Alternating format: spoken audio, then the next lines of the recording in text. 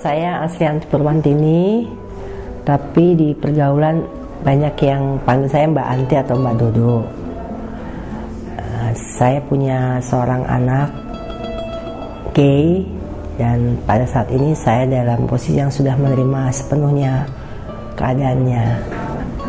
Pertama kali saya tahu dia gay itu ceritanya saya menikah yang keempat kali. Dia punya anak laki-laki 2, punya anak perempuan. Saya ajak semuanya di rumah saya. Jadi udah kayak anak saya sendiri.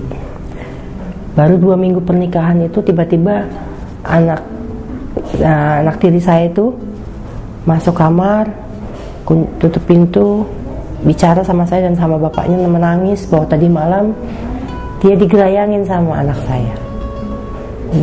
Jadi bisa dibayangin nggak perasaan saya sebagai seorang ibu yang baru menikah 2 minggu tahu masalah itu.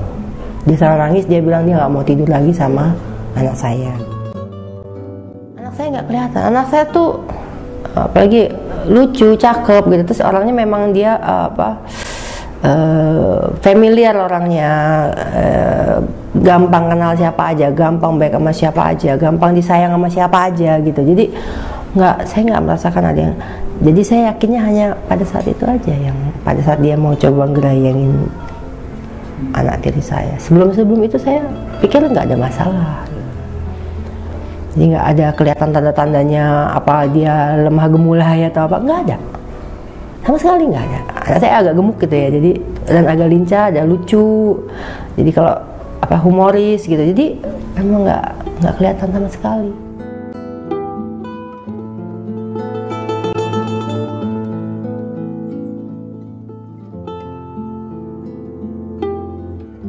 Saya coba dia konsultasi sama bapaknya, karena dia kan dari bayi ikut saya. Mungkin bagusnya dia ikut bapaknya biar dia ada contoh figur bapak. Makanya akhirnya saya kelas 2 SMA tuh saya serahkan ke bapaknya. Tapi setelah itu tinggal lagi sama saya dan saya lihat memang belum berubah gitu. Mungkin saya masih dalam kondisi terpukul ya, yang nggak bisa saya ngomong itu saya bawa ke psikiater biar psikiater yang mencoba menggali gitu kenapa dan sebagainya. Terus psikiater itu hanya bilang, ibu kira-kira kalau anak ibu begini bisa terima nggak? Saya rasa bukan bisa terima atau tidak, mungkin saya harus terima kali ya. Dia cuma senyum aja tuh sama saya, psikiaternya. Dia sendiri juga nggak tahu, akhirnya dia sendiri nggak tahu harus ngomong apa gitu sama saya sebagai ibunya gitu. Dia cuma bilang senyum, mungkin saya mesti bisa terima kali ya. Udah, akhirnya saya mencoba bagaimana caranya supaya saya bisa nerima gitu. Karena kalau saya nggak bisa nerima, pasti kan hubungan saya juga sama dia kan nggak bagus. Mungkin saya ada bencinya sama dia, ada marahnya.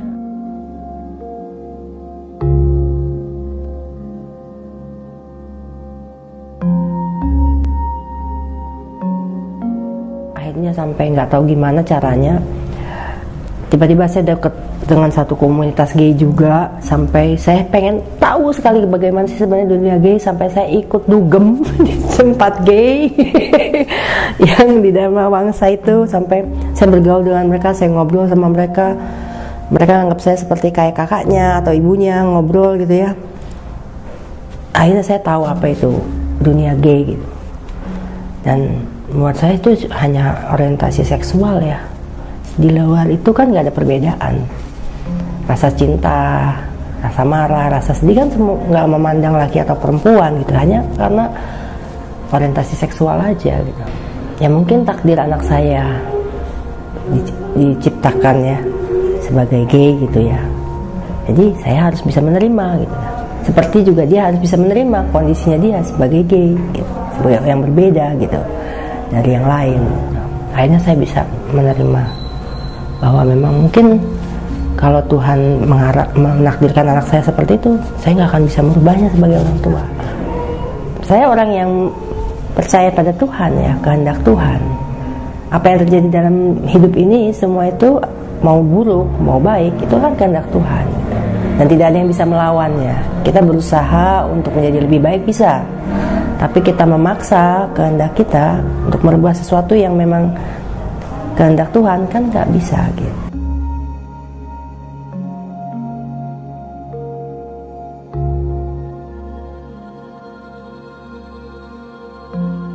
Tergantung hubungan orang tua sama anaknya ya.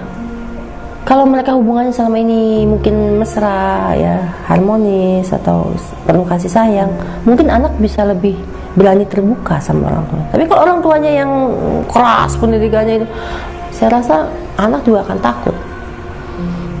Ya, jadi pasti berakhirnya lebih lebih drastis ya daripada ini. Karena saya tahu beberapa orang tua juga yang walaupun saya nggak kenal mereka ya, seperti yang perancang mode itu nggak ada masalah sama anaknya gitu.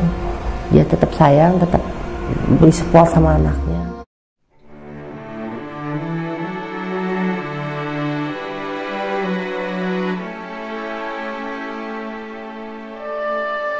Yang pertama ya mungkin pesan saya lebih kepada komunitas gaynya ini ya, bahwa kalau memang sudah meyakini bahwa dirinya itu ada pilihan dirinya dan memang dia yakin bahwa dia bahagia dengan kondisinya itu, ya dia harus bisa menunjukkan pada masyarakat bahwa itu hanya perbedaan orientasi seksual. Dalam hal lain tidak berbeda, misalnya prestasi ya, terus hubungan sosial pada masyarakat. Nah, jadi harus bisa menunjukkan itu gitu. Terus untuk orang tua ya itu hanya bisa menerima. Kalau tidak bisa menerima, jangan sampai anaknya itu akhirnya merasa tidak diterima oleh orang tuanya, dibuang gitu, tuh akhirnya malah ke lingkungan yang lebih buruk. Karena itu akan mendatangkan penyesalan yang lebih jauh lagi gitu. Itu aja. Dan buat masyarakat ya, selama kaum gay itu atau yang orientasi seksualnya berbeda tidak mengganggu kehidupan masyarakat, kenapa sih mesti dipermasalahkan gitu? Itu kan hubungan yang sangat pribadi. Seperti walaupun saya ini muslim, tapi saya percaya hubungan saya sama Tuhan itu kan urusan saya sendiri.